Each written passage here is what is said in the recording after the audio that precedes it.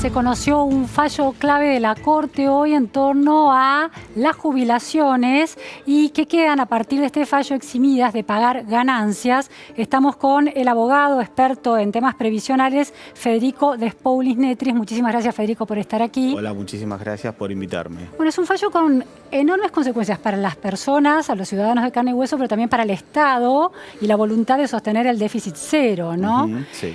Expliquemos primero, bueno, en qué consiste el caso que se llegó hasta la Corte y cómo se dio el fallo. Bueno, el caso es un caso de una jubilada de la provincia de Entre Ríos que la persona desde el 2015 empieza a pedir que se le deje de descontar el impuesto a las ganancias. Hace directamente una acción contra el impuesto a la ganancia, no es un reajuste ni nada, es directamente una acción contra el impuesto a la ganancia. Bueno, va teniendo sus distintas etapas, va ganando en primera, lo pierde en segunda y llega a la Corte, que es la instancia final, y la Corte Suprema de Justicia, en este fallo novedoso que se llama García, decide por primera vez cambiar una jurisprudencia que ha habido durante muchos años, en donde le da la posibilidad de que ANSES y la AFIP ya no le descuenten más el impuesto a la ganancia a esta mujer, le devuelvan lo que le han descontado en forma periódica y permanente. Desde los 65 años, por lo menos. Desde que se jubiló. Claro, ¿a qué edad se jubiló? Y calculo que se habrá jubilado 60, 65 años. Claro. Desde ese periodo tienen que devolver todo lo que es el impuesto que se le ha cobrado en forma periódica. Tiene más de 80 años, ¿no? Tiene más de 80 años la señora, así que va a tener que buscarle la vuelta para devolverle todo este dinero que ANSES y la AFIP en este caso ha cobrado en forma indebida. Sí, sí. Y bueno, una vez esto, la Corte hoy tenía el plazo para poder resolver sobre este expediente y bueno, y así dictaminó dándole la razón por primera vez, porque fallos a nivel Cámara de Apelaciones en todos los ámbitos de la Argentina, muy reacio todavía en Capital Federal, pero sí a nivel nacional, ganaba siempre. Siempre se ganaba con respecto a este tema. ¿Ganaba quién? El beneficiario. El beneficiario. Sí, siempre. El beneficiario ganaba siempre en este caso. El jubilado que reclamaba no me cobren más el impuesto a la ganancia. No, en eso siempre lo ganaba, lo que pasa que ANSES y AFIP lo seguían descontando periódicamente. No al beneficiario, pero sí al resto. Al resto, sí. No se había extendido como jurisprudencia para el resto de las personas. Exactamente, siempre se había hecho. Y bueno, y este es un fallo ya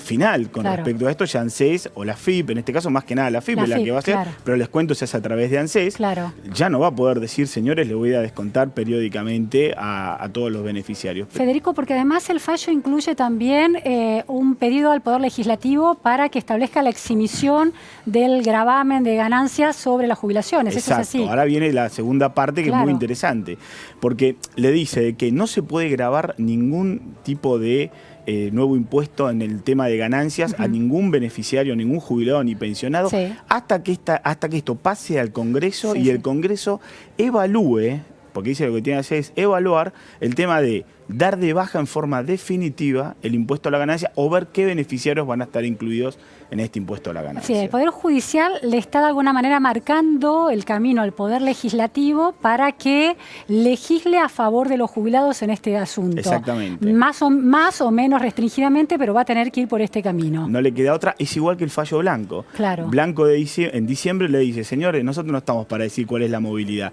la establece el Congreso. Y ahora le está diciendo lo mismo, nosotros no estamos para dar de baja un impuesto. Está bien lo que dice la Corte, porque la Constitución Nacional establece de que los impuestos, el derecho penal y el derecho electoral solamente puede ser establecido por la Cámara de Diputados y la Cámara de Senadores. Legislativo. Exactamente. No puede la justicia intervenir en temas no judiciales. Ahora, el fallo está dividido. Carlos Rosenkrantz, el presidente de la Corte, falló en contra de esta idea y lo que plantea es que la inconstitucionalidad de la aplicación del impuesto a las ganancias a los jubilados no está aprobada porque no sería confiscatorio. ¿Cómo es el tema de lo confiscatorio del impuesto a las ganancias? La parte confiscatoria en materia previsional y en materia laboral, porque estamos hablando de personas que no tienen ningún otro recurso para poder obtener una diferencia en su haber o en su salario. Sí es confiscatorio, por eso los otros miembros de la Corte sí elaboran una teoría en el tema de la confiscatoriedad. ¿Por qué? Porque cuando vos a una persona le estás sacando por pasar los 60.000 pesos, en este caso son 62.000 pesos, reconocemos que es un haber jubilatorio bueno, es un haber alto, pero la gente ha sufrido el descuento por este haber jubilatorio. 30% más o menos, ¿no? El descuento que sufría esta señora. sí. Si esta mujer va a sufrir esta persona va a sufrir este descuento, implica de que ha cedido parte de esta plata. Y decir que esto no es confiscatorio, no, sí, tiene un concepto de confiscatoriedad.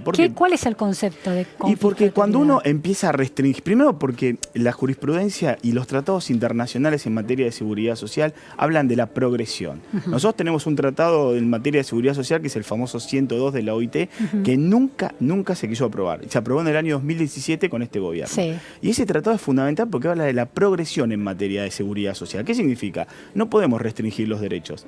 Tenemos que hacer que la gente pueda aumentar los derechos en materia de seguridad social, porque no hay forma de que un jubilado gane más plata o obtenga otro ingreso por otro lado. Pero, Federico, doy un ejemplo. No es el caso de esta señora, pero supongamos que existe un jubilado que cobra más de 60.000 pesos, estaba pagando impuestos a las ganancias, 30%, y tiene rentas, tiene propiedades, entonces está teniendo ingresos por otra vía que no son su jubilación. Sí. En ese caso, ¿es confiscatorio la aplicación del impuesto a las ganancias de su jubilación? Claro, pero no es su jubilación. Él, si tiene rentas por otro lado, será monotributista o responsable inscripto y estará confiscado el tema del impuesto a la ganancia por su actividad. Por su actividad. No por su jubilación. Pero la jubilación nunca, sería como un intangible. Exactamente. Intocable. No se puede tocar la jubilación en ese caso. Lo que pasa es que no nos olvidemos que esto tiene también un poco de historia. A ver, claro. La ley con respecto en materia de impuesto a la ganancia es una ley vieja de la década del 70, fue modificada periódicamente por la 20.680, que es la última que modificó. Ha habido otros avances más, pero nunca se reglamentó cómo afectar a los jubilados en el tema del impuesto a la ganancia. ¿Esto quién lo afecta por primera vez? ¿Quién? Cristina Fernández de Kirchner utiliza por primera vez un decreto en donde establece que jubilado que ganara más de 15.000 pesos estaba afectado el impuesto a la ganancia. Pero entonces, a ver, desde la década del 70 estaba la ley de impuesto a las ganancias, no aplicaba a ninguna jubilación. No llegaba ni al 0,1%, nada.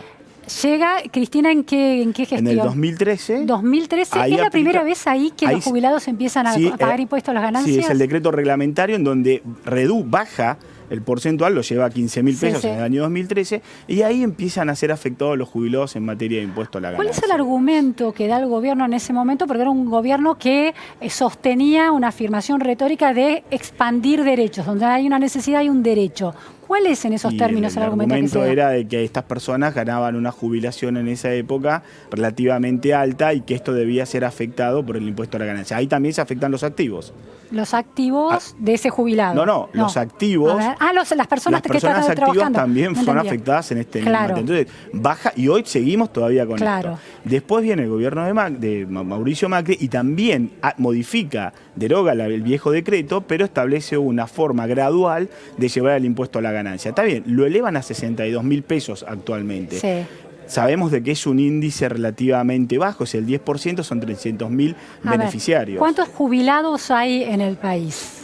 Alrededor de 9 millones de jubilados. ¿Y los que ganan más de 60.000 pesos son? 300.000. 300.000 jubilados. Exacto. Esto quiere decir que a partir de este fallo de la Corte, esos 300.000 jubilados van a poder acceder a ese mismo derecho que esta señora. Sí. Retroactivamente y hacia adelante. Yo calculo de que no va. A ver, la justicia no genera un concepto erga omnes, o sea, para todas las personas. Los fallos son individuales. Es muy probable que esta gente tenga que iniciar una acción también idéntica a esta mujer a los efectos de peticionar de que no se le aplique más por el fallo García el impuesto a la ganancia. Y habrá que esperar a la decisión del Poder Legislativo. En el interino habrá que esperar. Si el Poder Legislativo saca rápidamente la ley, se reglamenta, todos estos juicios quedarán en nada y a partir de ese momento empezarán a aplicar esta doctrina. El Poder Legislativo tiene a partir del fallo de la Corte tiene un plazo para despejar el problema y regularlo de alguna manera. Tendría que tener un plazo lógico que el Poder Ejecutivo plantee, porque esto, ningún beneficiario y la Corte y el Poder Judicial no pueden plantear leyes, no pueden crear leyes. Esto nace por el Poder Ejecutivo o el Poder Legislativo mismo. Ellos son los que tienen que armarlo. Obviamente de que si no hay interés, esto va a quedar en la nada y la gente tendrá que accionar en forma judicial. Pero un plazo establecido de tiempo, no tiene. El fallo no lo incluye. No lo puede incluir porque si no lo estaría coaccionando al legislativo de que rápidamente incluya esto. Tampoco lo incluyó con blanco. Con Blanco le dijo, Claro. hasta que la movilidad. Entonces es probable que en algún momento revean también Claro. esto. Federico, en términos de impacto en las arcas, ¿no?, del Estado, ¿hay algún cálculo de cómo puede Sí, impactar? el famoso impacto en las arcas del Estado está en el orden de los 10.000 millones de pesos que dejaría de percibir Claro. el gobierno nacional por esto. Ahora, el impacto es un impacto relativo. El jubilado la plata esta no la ahorra.